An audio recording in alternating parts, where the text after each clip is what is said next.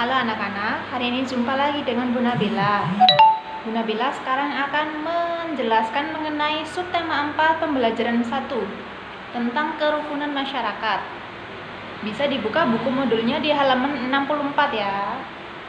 Nah, di sini kita bisa lihat ada dua gambar yang berbeda. Yang satunya yang di sebelah sini ada gambar warga desa yang saling bergotong royong membersihkan selokan.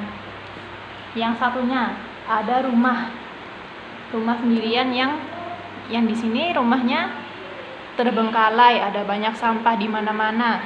Nah, kita coba menjawab 3 pertanyaan di bawah. Gambar manakah yang menunjukkan sikap rukun di masyarakat? Nah, di sini ciri-ciri untuk sikap rukun adalah saling bergotong royong dan suka menolong. Jadi, di antara kedua gambar di sini, kira-kira yang mana yang menggambarkan sikap hidup rukun?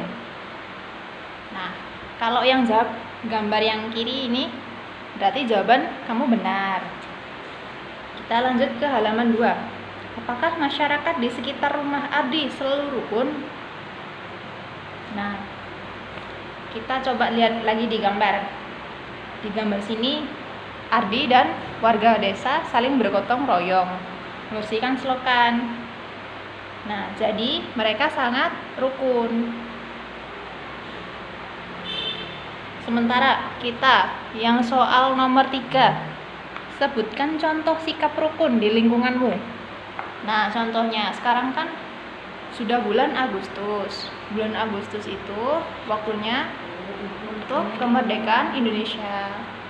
Biasanya di saat bulan Agustus begitu, warga-warga desa dan warga kampung saling bergotong royong kan ya, untuk membuat lomba Agustusan. Bisa ditulis, kalian contoh hidup rukun dan saling tolong menolong di daerah lingkungan kalian itu apa? Ditulis di sini ya. Selanjutnya kita ke halaman 65. Ayo dibaca. Mari kita membaca bareng. Bisa menirukan Bu Nabila. Membuang sampah di tempat sampah. Pada hari Minggu, Ardi dan Budi kerja bakti. Mereka membersihkan lingkungan rumah bersama-sama. Mereka membersihkan sampah-sampah yang berserakan. Mereka juga mencabut rumput-rumput liar. Ardi selalu menjaga kebersihan lingkungan. Ardi membuang sampah pada tempatnya. Sementara itu, Budi tidak menjaga kebersihan. Budi membuang sampah di selokan. Buang saja sampah-sampah itu ke selokan. Budi mengajak Ardi membuang sampah ke selokan. Aku tidak mau, nanti selokan menjadi tersumbat. Ardi menolak ajakan Budi. Ardi menjelaskan akibat membuang sampah di selokan. Air selokan akan tergenang sehingga aliran tidak lancar. Selokan yang tersumbat dapat menyebabkan banjir. Budi menyadari perbuatannya dan meminta maaf kepada Ardi. Nah, di bawahnya ada 2 pertanyaan. Pernahkah kamu menolak ajakan temanmu? Gimana biasanya kalau kalian menolak ajakan teman kalian? Nah, di dalam bacaan di sini kita bisa melihat contoh Ardi yang menolak ajakan Budi untuk membuang sampah di selokan. Karena kalau membuang sampah di selokan, nanti selokannya tersumbat dan menyebabkan banjir. Gimana Ardi bilangnya?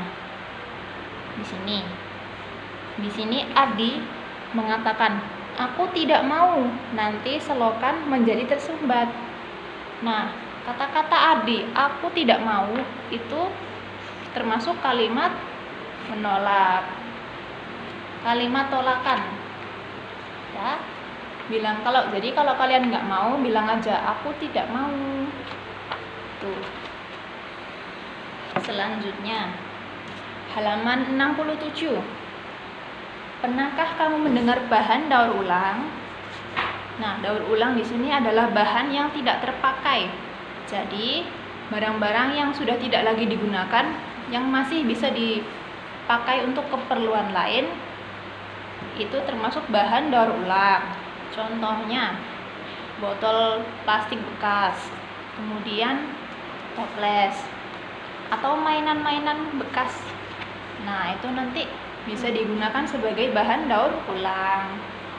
Daun-daunan kering juga bisa digunakan sebagai bahan daur ulang. Nanti daun-daunnya bisa dipakai untuk mozaik atau kreativitas seni.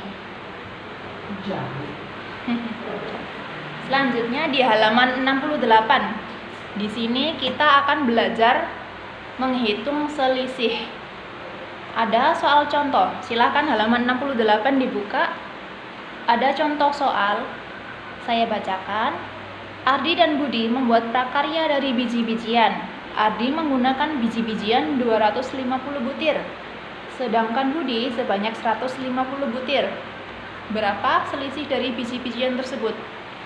Nah, untuk menghitung selisih, kita perlu menghitung nilai yang besar dulu. Kemudian dikurangi dengan nilai yang kecil.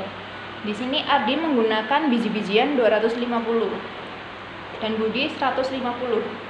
Yang paling besar adalah punya Ardi. Jadi kita tulis dulu 250. Kemudian selisih dengan punya Budi. Punya Budi 150.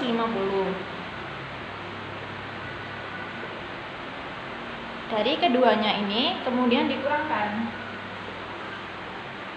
Dihitung secara pengurangan bersusun ke bawah. 0 dikurang 0 sama dengan 0. 5 dikurang 5 sama dengan 0. 2 dikurang 1 sama dengan 1. Jumlahnya ada 100. Jadi selisih antara biji-bijian punya Ardi dan punya Budi adalah 100 biji. Selanjutnya ada soal latihan soal nomor 68, bisa dikerjakan ya. Bu Nabila kasih contoh yang nomor 1.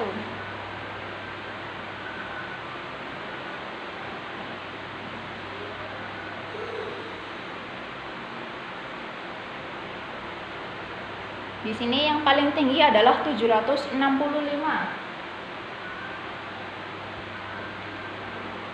Nah, kita hitung dengan pengurangan bersusun ke bawah. 765 dikurangi 125.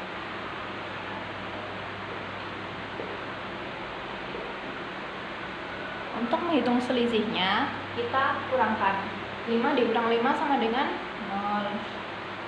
6 dikurang 2 sama dengan 4. 7 dikurang 1 sama dengan 6.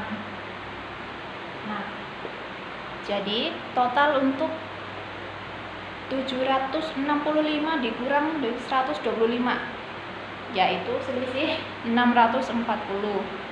Nah, kalau sudah paham, soalnya silakan dikerjakan nomor 1 sampai nomor 10 ya. Baik, pelajaran di sini, pelajaran untuk subtema 4 pembelajaran 1 ini sampai di sini saja ya. Besok kita jumpa lagi. Dadah.